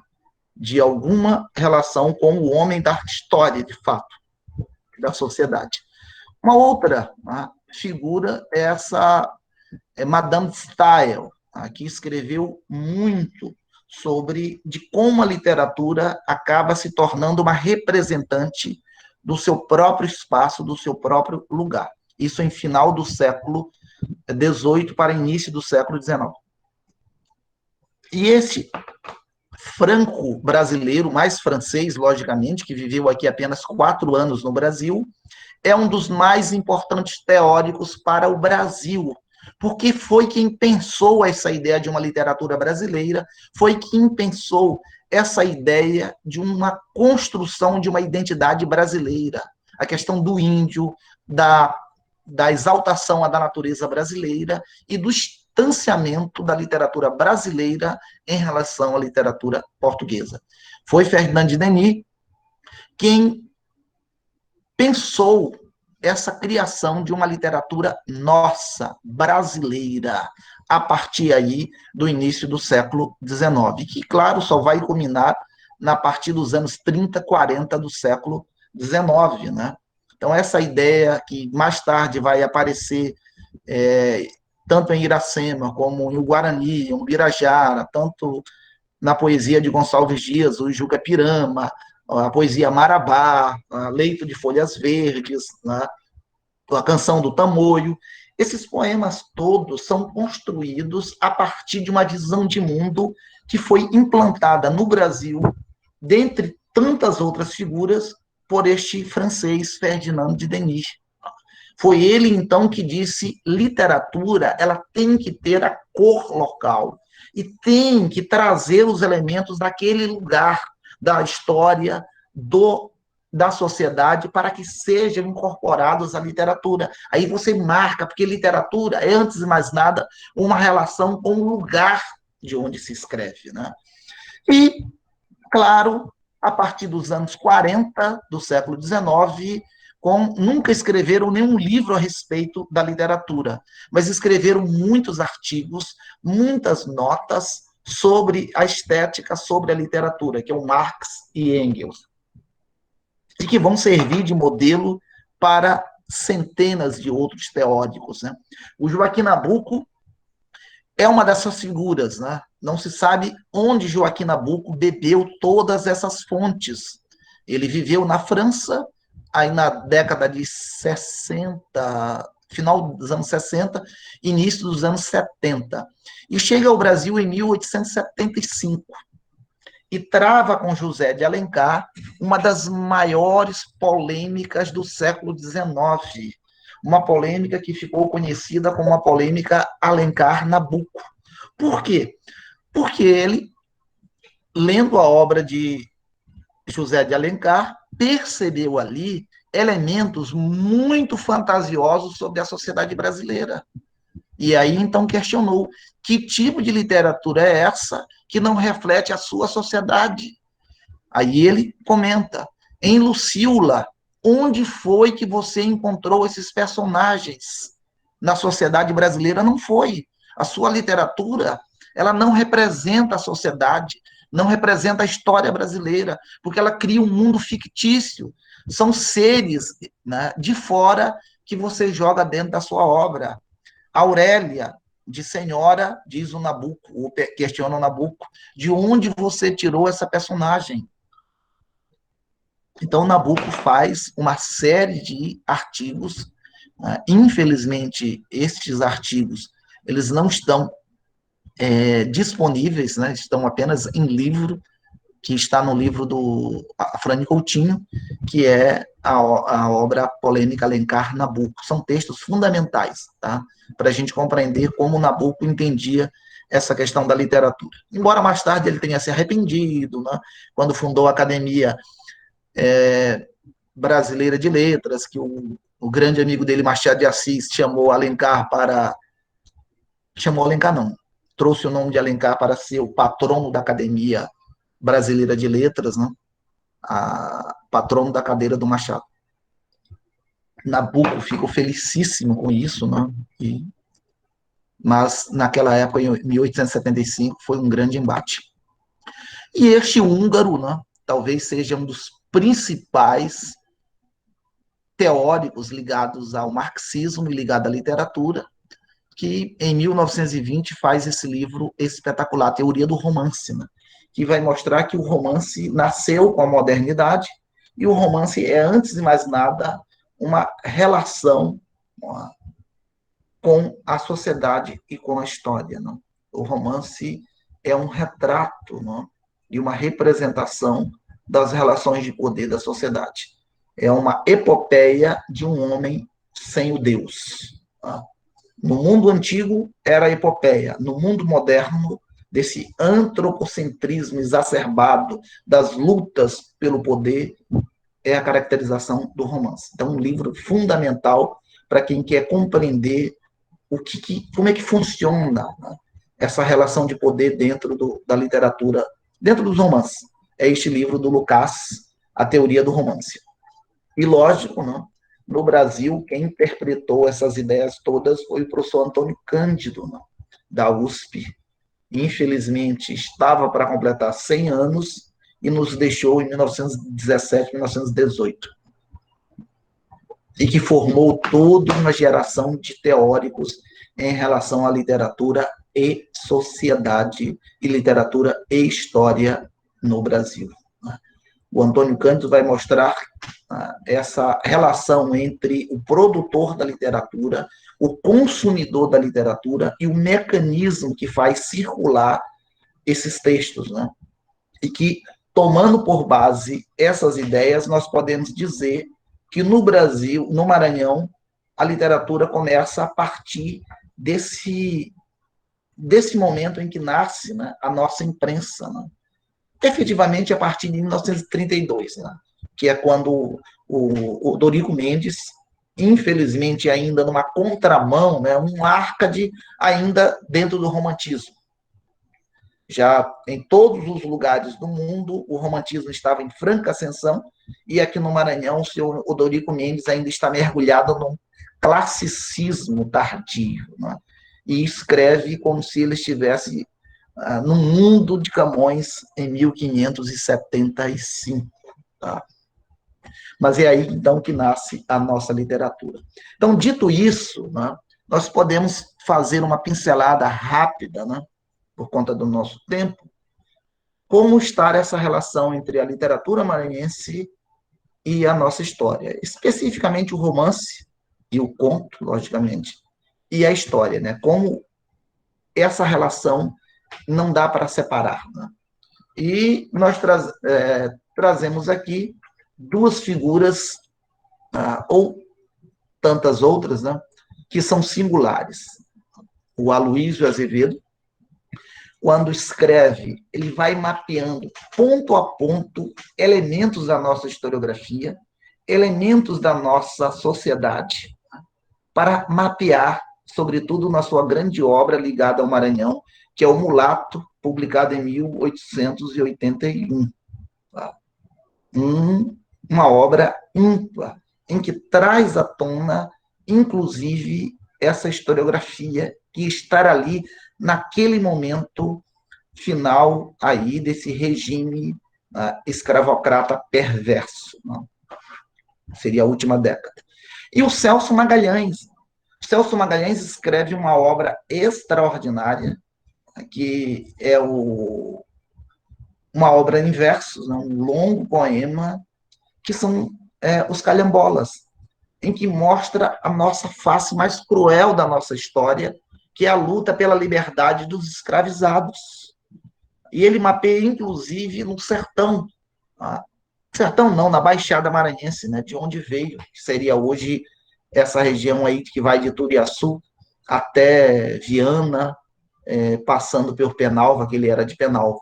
Então, e também tem um conjunto de artigos, crônicas, publicadas no jornal O País, do Temístoles Aranha, o pai do Graça Aranha, em que representam a nossa história. Né?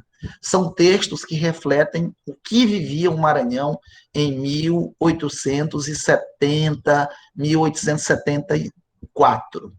Se quer conhecer o que era São Luís naquela época, pegue as crônicas do Celso Magalhães, que seriam melhores do que você ler um texto de jornal, né?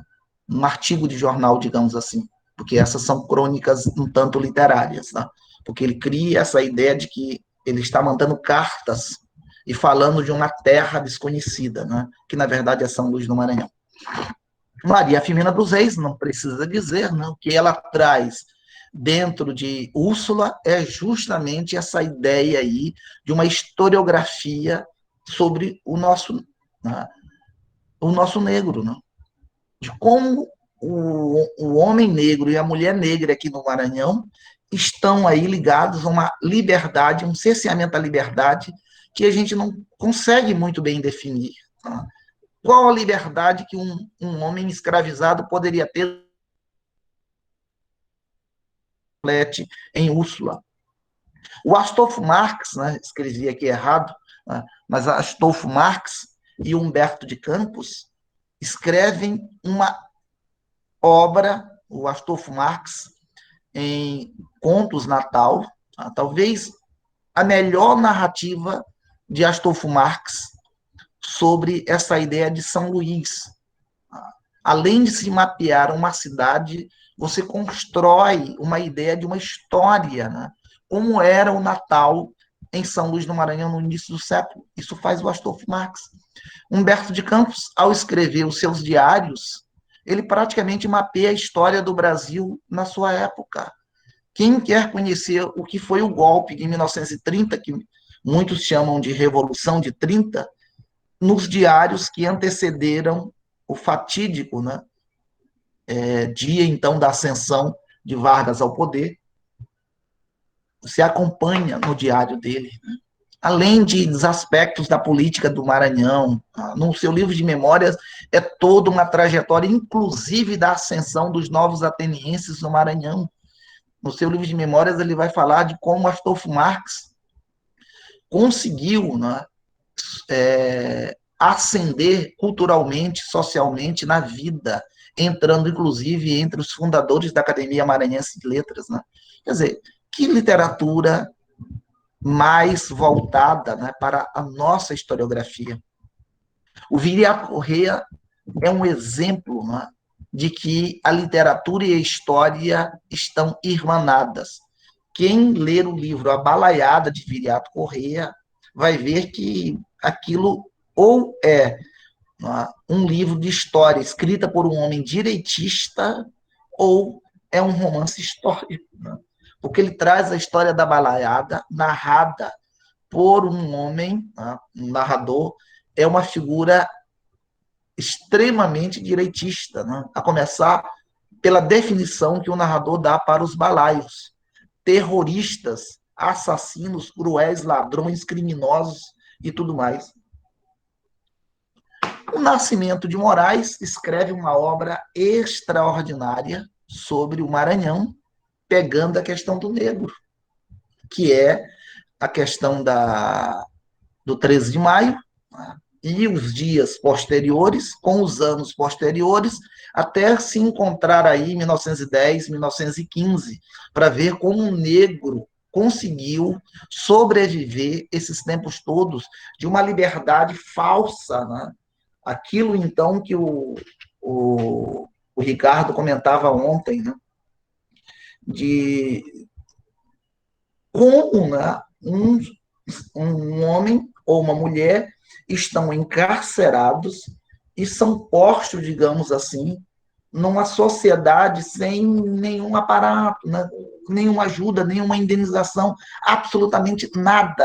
Como é que vão sobreviver? E o Nascimento de Moraes faz esse olhar profundo, sociológico, historiográfico, sobre o negro que deixou de ser escravizado e passou a ser livre em São Luís do Maranhão, no dia 13 de maio de 1888, e como ele está em 1910, 1915. Então, tem uma frase nesse livro, o livro do Nascimento de Moraes é vencidos e degenerados. Uma frase que assusta, né? Que o narrador diz. Narrador não, um personagem, que é o Bento. O Maranhão é uma terra perdida. A gente olha para o horizonte e só encontra a escuridão. Não haverá progresso tão cedo nesta terra. Ela está marcada pelo atraso, pelo preconceito e por tudo mais. É uma terra perdida. Então, diz o Nascimento de Moraes em Vencidos e Degenerados. E Godofredo Viana, né, é um outro nome que precisa ser resgatado, com o seu romance Por Onde Deus Não Andou, que é um dos romances mais emblemáticos, né? Eu digo sempre que é o nosso romance de 30, embora escrito em 1943 e publicado em 46. E de 46 esse livro ficou apagado, porque ele vai concorrer com quem?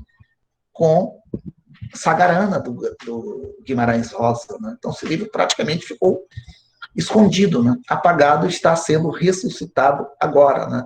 Nossa mestre, Kerli Miria, fez um trabalho extraordinário sobre Por Onde Deus Não Andou na sua dissertação de mestrado, que eu tive a honra de orientar. Né? É um livro que conta uma história do Maranhão, a história do fracasso, sobretudo no coco babaçu de Codó. Codó e o seu coco babaçu, que é a representação do Maranhão como um todo. Né? E para encerrar, esta figura singular da nossa literatura, que foi beber sempre na história para escrever seus romances, né? Seja em Largo do Desterro. Largo do Desterro tem uma passagem emblemática, né? Que é quando o Major Taborda entra onde hoje é a Praça Deodoro e vê um prédio monumental que está ali, isso por volta de 1949. O Major Taborda, que para quem não sabe, nasceu em 1804, 1805, e que assistiu, inclusive, a chegada do Lord Cochrane aqui em São Luís em 1823. Né? Atravessa todo o século XIX e vai até a metade do século XX, morrendo com 150 anos. Então, em 1949, ele não conhecia, chega ao que hoje é a Praça Deodoro, era Largo de Ourique, e encontra um monumento ali destoando com a cidade inteira, que é a construção da Biblioteca Pública Benedito Leite, que foi feita dentro daquele, acho que é do governo Duarte, que é 1949, já inaugurado em 1951. Muita gente acha que aquele prédio tem 200 anos, né? 200 anos, o prédio da Biblioteca Pública Benedito Leite, mas não, ele tem pouco mais de 70 anos, desde o dia da construção. E o Major Taborda vê aquilo ali tudo. Depois ele vai até a igreja de Santania e descobre que demoliram a igreja de Santania. Quer dizer, que era um elemento mais interessante para se conhecer a historiografia do Maranhão, ou ainda, lendo Noite sobre Alcântara, entender todo o processo de ascensão e decadência da cidade de Alcântara. Não há livro, né? Você pode ler o Viveiros, pode ler o Mário Meirelles, mas ao ler Josué Montelo, parece que você embarca na própria história e mergulha nessas facetas inteiras. E sai de lá, né, com a fantasia de que você vivenciou essa história. Né? A Coroa de Areia é um outro livro interessante, porque ali se vai falar de todas as grandes revoltas, greves, batalhas que ocorreram no Brasil, e sobretudo no Maranhão, entre 1922 e 1937. Né? Aqui é mostrado, inclusive, a coluna Prestes no Maranhão, a tomada do poder em 1930, a ascensão de alguns governadores, e culminando com o golpe de 1937, que é o Estado Novo do Vargas. Né? Então, quem quer conhecer de como o Maranhão vivenciou esses mecanismos das lutas na primeira metade do século XX, é A Coroa de Areia, de Josué Monteiro. É um mergulho na nossa história. Então, dito isso, gente, a gente pode pensar o seguinte, tá? A grande musa Mnemosine e sua filha, ligada à musa da história, a Clio, né? A grande relação. Então, vejam só, se nós tivéssemos uma musa para o romance, não temos, claro, porque esse subgênero não nasceu com os gregos, nasceu com a modernidade. Né? Certamente ela seria irmã ou prima da musa Clio, a musa da história, ou prima ou irmã. Então, minha gente, para encerrar, a gente pede, conclama que a literatura maranhense continue a nos fazer trilhar pelos caminhos, né, dessa memória, né, da musa Mnemosine. Que ela faça com que a gente trilhe os caminhos da nossa memória, seja essa memória social, cultural, historiográfica e tudo mais. Né? Viva a nossa literatura maranhense, viva a nossa memória cultural, tá? Muito obrigado mesmo, tá? Muito obrigado.